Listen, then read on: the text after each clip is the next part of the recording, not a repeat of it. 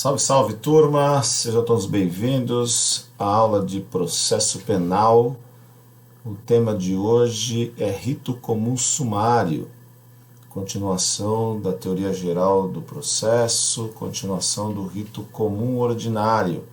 Nós vamos tratar hoje do rito sumário, que está lá no capítulo 5, artigo 531 a 538 do nosso Código de Processo Penal. Nós temos como já estamos tratando já de processo penal, nós temos uma alteração em 2008, uma alteração significativa no capítulo dos processos, ou do procedimento em si. Muitos autores até questionam que o rito sumário nem deveria mais existir, porque ele é muito semelhante ao rito ordinário, como nós vamos observar aí dentro em breve. Bom, o que a gente tem aqui para trazer para vocês, e a gente não pode esquecer. Então está lá, né? Artigo 394, parágrafo 1º, trata-se do rito sumário, quando tiver por objeto crime cuja sanção máxima combinada seja inferior a 4 anos e pena privativa de liberdade. Como nós já explicamos isso na teoria geral do processo, o legislador aqui trouxe esta redação, mas de fato não é somente assim, né? Eu preciso ter um conhecimento de processo para saber que vai ter a aplicação do rito sumário quando eu tiver pena superior a 2 anos e quando eu tiver pena inferior a 4 anos. 4 anos ou mais, sabemos que é rito ordinário. Mais de 2, porque até 2 anos é rito sumaríssimo, Lei 9.099. Então a gente precisa lembrar disso. Eu vou falar em rito sumário quando o crime, a pena máxima, for superior a 2 anos e inferior a 4 anos, ok? E assim eu espero que vocês aproveitem, compreendam a matéria de hoje e eu estou aqui à disposição de todos. Então vamos seguindo aqui com a nossa aula de hoje. Bom, o artigo 394, e eu sempre faço questão de trazer aqui, aplica-se a todos os processos ou procedimento comum, salvo disposições em contrário deste Código de Lei Especial. E aí ele fala aqui para aplicar o parágrafo 4º, né, que diz lá que se aplica o 395, que é a rejeição da denúncia, 396, citação e resposta, 396A, a própria resposta em acusação, 397, a absolvição sumária, 398 foi revogado, mas mesmo assim o legislador deixou aí o parágrafo 4º com esta redação. O que quer dizer isso? Em especial aqui na aula de hoje, o rito sumário tem a primeira fase, vamos dizer assim, tudo que antecede a audiência de instrução e julgamento é idêntica ao rito ordinário. Então, denúncia ou queixa, rejeição da denúncia ou queixa, citação, resposta da acusação e absolvição sumária é idêntico ao rito ordinário. Por isso que você tendo dúvida, dá uma olhada lá na nossa aula a respeito do rito ordinário. O parágrafo 5º aplica-se subsidiariamente aos procedimentos especial, sumário e sumaríssimo, as disposições do procedimento ordinário. Então eu já tenho toda a primeira fase que antecede a audiência de instrução e julgamento idêntica ao rito sumário, do rito sumário é idêntica ao rito ordinário, e ainda subsidiariamente nós poderemos utilizar o rito ordinário. Guarde aí, veja que o nosso legislador ele trouxe um procedimento mais célere, mas permite a utilização de um procedimento com mais etapas, né, mais ritualístico, vamos assim dizer, que o procedimento em estudo. Então, caminhando, tem lá, artigo 531, na audiência de instrução e julgamento a ser realizada no prazo máximo de 30 dias, proceder-se-á à tomada de declarações do ofendido, se possível, a inquirição das testemunhas arroladas pela acusação e pela defesa, nesta ordem, ressalvado o disposto no artigo 222 deste Código, bem como aos esclarecimentos dos peritos, às acariações e ao reconhecimento de pessoas e coisas, interrogando-se em seguida o acusado e procedendo-se finalmente ao debate. Então, como eu já adiantei, é exatamente igual ao rito ordinário até aqui. Então, eu tenho denúncia ou queixa, rejeição da denúncia ou queixa, depois nós vamos para a fase de citação, depois nós vamos para a resposta da acusação, possibilidade ou não da absolvição sumária, em não havendo, recebimento da denúncia e a marcação da audiência de instrução e julgamento. Lá no rito ordinário, 60 dias, aqui 30 dias, da data do recebimento da denúncia. E aí nós vamos ter a ordem idêntica à audiência de instrução e julgamento do rito ordinário. Nós vamos ouvir o ofendido, se possível, as testemunhas arroladas pela acusação, depois as testemunhas arroladas pela defesa, lembrando-se lá das que são arroladas ou que são ouvidas por precatória, elas poderão ser ouvidas primeiros, dependendo da situação que chega na pauta de julgamento. Depois eu tenho esclarecimento dos peritos, lembrando-se que tem que quisitar antes o que quer que os peritos esclareçam, pelo menos 5 dias antes da audiência, se não tiver sido feito isso lá na resposta da acusação, ou na denúncia, ou na queixa-crime. Depois, se houver, nós também vamos fazer as acariações, reconhecimento de pessoas ou coisas. Lembrando-se sempre que esclarecimento de perito, acariação, reconhecimento de pessoas e coisas é só se houver. Se existir dentro deste procedimento em específico, tem que ser seguido esta ordem. E, por fim, interroga-se o acusado, procedendo-se finalmente ao debate, ou seja, muito semelhante ao rito ordinário. 532. Na instrução poderão ser inquiridas até 5 testemunhas arroladas pela acusação e 5 pela defesa. Lá no rito ordinário são 8 testemunhas. Lembrando que aqui são testemunhas aquelas que prestam o compromisso de dizer a verdade daquilo que viu ou daquilo que sabe ou ouviu. Aquelas que não prestam compromisso, que são arroladas como informantes, não entram neste cômputo aqui das testemunhas. Pode ser ouvido mais do que 5 testemunhas? Se nós pensarmos aquilo que explicamos lá no rito ordinário, e lembrando-se aqui que o artigo 394, parágrafo 5º, diz de poder usar subsidiariamente o rito ordinário, é possível. Você tem 5 testemunhas e quer ouvir mais testemunhas, por você entender que é imprescindível a defesa do seu cliente. Então você vai arrolar e pedir que essas testemunhas sejam ouvidas como testemunha do juízo. Por conta de ser um rito sumário, a tendência de ser mais célere, o juiz poderá aqui negar a oitiva destas testemunhas. Mas, pensando-se no parágrafo 5º do 394, é possível sim você pedir mais testemunhas se julgar imprescindível. O artigo 533. Aplica-se ao procedimento sumário disposto nos parágrafos dos artigos 400 desse Código. Nós estamos falando aqui da audiência de instrução e julgamento, especificamente. E o que são, os parágrafos do artigo 400, se você está em dúvida. Então tem lá, as provas serão, parágrafo 1º, serão produzidas numa só audiência, podendo o juiz indeferir as consideradas irrelevantes, impertinentes ou protelatórias. Perfeito. Audiência una, e o juiz, se entender que as provas são apenas protelatórias ou são irrelevantes, não trarão nenhum esclarecimento ao processo, ele pode indeferir. Lembrando-se sempre que o indeferimento tem que ser devidamente motivado. Artigo 93, inciso 9 e 10 da Constituição Federal. E por que o juiz pode fazer isso? Porque ele é o encarregado da audiência de instrução e julgamento. Ou seja, ele é o encarregado do processo, artigo 251 do Código de Processo Penal. Parágrafo 2º. Os esclarecimentos dos peritos dependerão de prévio requerimento das partes. É o que eu disse. A parte vai requerer, se for acusação, lá na denúncia ou queixa. E se for você, defesa, vai requerer na resposta da acusação.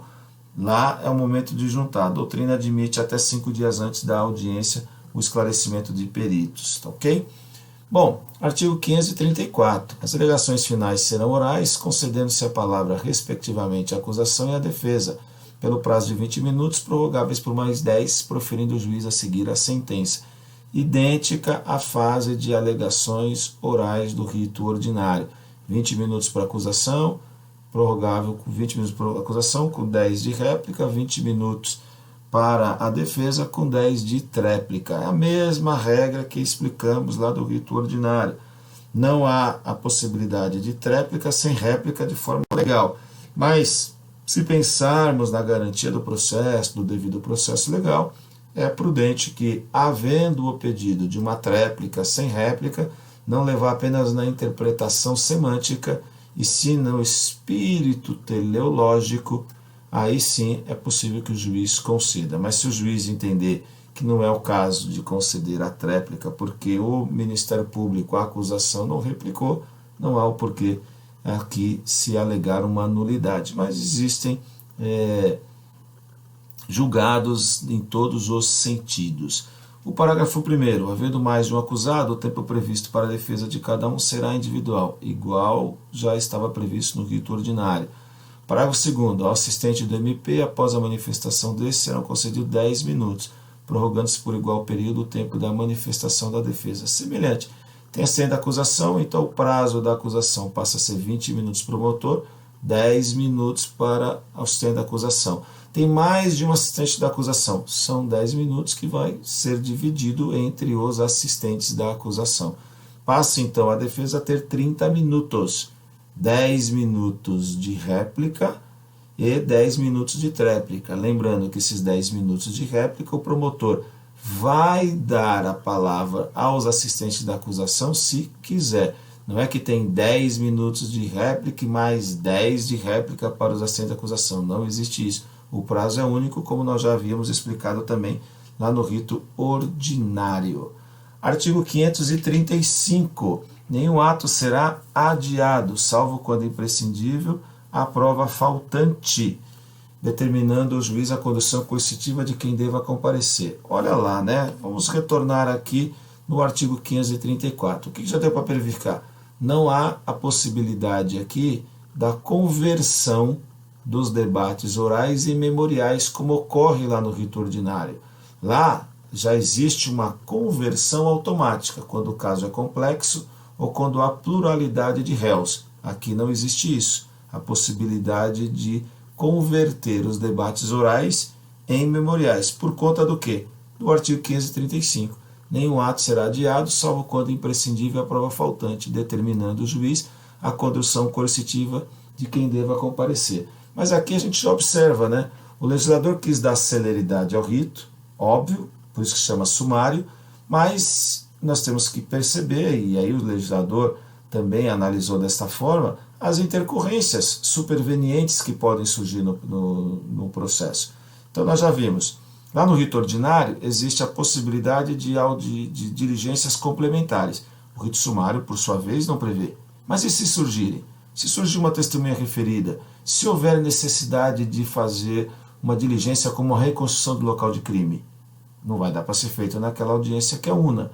Então ele terá que ser adiado. Por quê? Nós vamos tratar aqui de fato, salvo quando imprescindível a prova faltante. Então é imprescindível que seja produzida essa prova. Então, por analogia, artigo 394, parágrafo 5º, é possível se aplicar o rito ordinário, ou seja, converter os debates orais do rito sumário em memoriais de alegações finais. Não é o correto, por isso que muitos autores questionam o porquê de haver um rito sumário se ele é tão semelhante ao rito ordinário, se não era preferível termos um rito só para tratar dos crimes, mais de 2 anos e assim por diante. Ou seja, porque até 2 anos a lei já definiu a infração de menor potencial ofensivo será rito sumaríssimo. Artigo 536. A testemunha que comparecer será inquirida independentemente da suspensão da audiência, observada em qualquer caso a ordem estabelecida no artigo 531 deste Código. Perfeito isso? Então, independentemente da suspensão de audiência, a testemunha ela será ouvida, independente do caso, será observada aqui a ordem estabelecida no 531. Primeira acusação, depois defesa. Artigo 537 foi revogado. 538. Nas infrações penais de menor potencial ofensivo, quando o juizado especial criminal encaminhar ao juízo comum as peças existentes para a adoção de outro procedimento, observar-se-á o procedimento sumário previsto neste capítulo. O que é isso?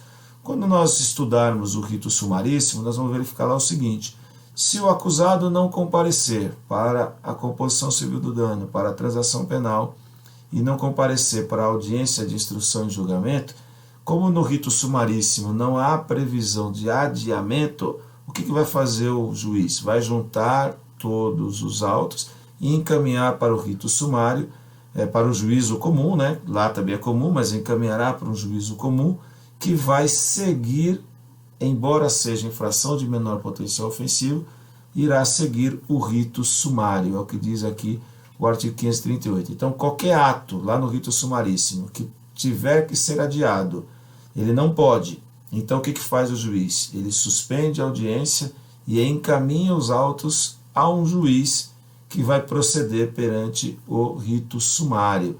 Aí toda a regrinha lá do oferecimento da denúncia, rejeição ou não, resposta da acusação, citação, resposta da acusação, audiência de instrução e julgamento e assim por diante.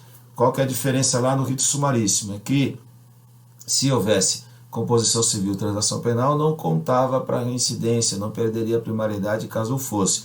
Aqui já é procedimento. Em havendo condenação, aqui não tem suspensão, aqui poderá até ter suspensão constitucional do processo, mas aqui não tem transação penal, aqui não tem composição civil, aqui eu poderei ter citação por edital, aqui eu terei suspensão do processo e assim por diante, que é a regrinha do rito comum ordinário e do rito sumário, é o que diz aqui o artigo 538, tá ok? Bom, e aí, nós falamos tanto, tem autores que entendem que não deveria existir aqui uma diferença entre eles, mas qual que é a diferença aqui entre um rito e outro, o rito sumário e o rito ordinário? Então, em resumo, nós temos número de testemunhas. No rito ordinário são 8, no rito sumário são 5, está lá no artigo 532. Prazo para audiência. No rito ordinário são 60 dias, a contar do recebimento da denúncia. No rito sumário são 30 dias, a contar do recebimento da denúncia. Ou queixa-crime, no caso, lá no artigo 531. Não há previsão de diligências complementares, como existe no rito ordinário, mas nós já vimos que, por analogia, até por força do artigo 535, é possível que seja um ato faltante ser realizado, desde que seja imprescindível ao processo. Então, é possível se analisar aqui a não previsão de diligências complementares, caso elas surjam, com base no parágrafo 5º do 394. A regra é não ter, lembre-se, é rito sumário, mas é possível que nós tenhamos por conta das questões supervenientes que surjam na audiência e pela previsão subsidiária do parágrafo 5º do 394. Não há possibilidade de substituir debates orais por memoriais, também não existe essa possibilidade, não existe a previsão legal, mas vimos também que, por força do artigo 535, combinado com o parágrafo 5º do 394, é possível que haja, sim, memoriais no rito sumário. E não há também a possibilidade de sentença escrita, Então, neste caso, a gente também vai falar que existe a possibilidade de tal situação toda vez que a prova faltante for imprescindível ao julgamento, então o juiz terá que converter em memoriais para que assim possa depois ele sentenciar. Então, embora não haja a previsão de diligências complementares, não haja a possibilidade, a previsão legal de memoriais, nem a previsão legal da sentença ser escrita, é possível que isto aconteça, que isto ocorra, havendo superveniência, e aí a regra do artigo 535, desde que seja imprescindível a prova faltante. Tá ok? Em resumo, o que nós temos aqui do rito ordinário? Nós temos lá recebimento da denúncia ou queixa, em sendo recebida eu tenho a citação, que pode ser pessoal, que pode ser por edital ou por hora certa. Depois eu tenho a defesa, resposta da acusação. Em havendo a resposta da acusação, a fase da absolvição sumária. Em havendo a absolvição sumária, está extinto o processo sem julgamento do mérito, ou seja, igualzinho aqui ao rito ordinário. Não havendo absolvição sumária, nós vamos para a audiência de instrução e julgamento, que deve ocorrer até 30 dias. Em havendo a audiência de instrução e julgamento, primeiro vai se ouvir a vítima, caso seja possível. Depois, ouve-se as testemunhas de acusação, até 5. Depois, as testemunhas de defesa, até 5, nesta ordem. O que pode haver aqui de exceção são aquelas testemunhas ouvidas por precatória. Depois eu venho aquela fase facultativa na audiência de instrução e julgamento, ou seja, ouvir peritos, para isso tem que requisitar antes, a acariação de pessoas, reconhecimento de pessoas ou coisas. Então, lembrando que perito, acariação, reconhecimento de pessoas ou coisas é caso haja. Se houver, aí sim tem que seguir esta ordem. Depois, interrogatório do acusado, semelhante ao que é no rito ordinário. Se não houver nenhuma diligência, veja que eu já fiz até a previsão aqui. Se não houver diligência, alegações orais, 20 minutos para cada parte, com 10 minutos de réplica ou tréplica. Se houver stand da acusação, acrescenta-se 10 minutos para a acusação, por óbvio será acrescentado aí 10 minutos para a defesa. Então, as alegações também de defesa e sentença. Se houver diligências, aí ao final da audiência terá que ser realizadas tais diligências. Uma vez sendo realizadas as diligências, as partes serão intimadas. Primeira acusação, apresenta em 5 dias alegações finais escritas, memoriais e alegações.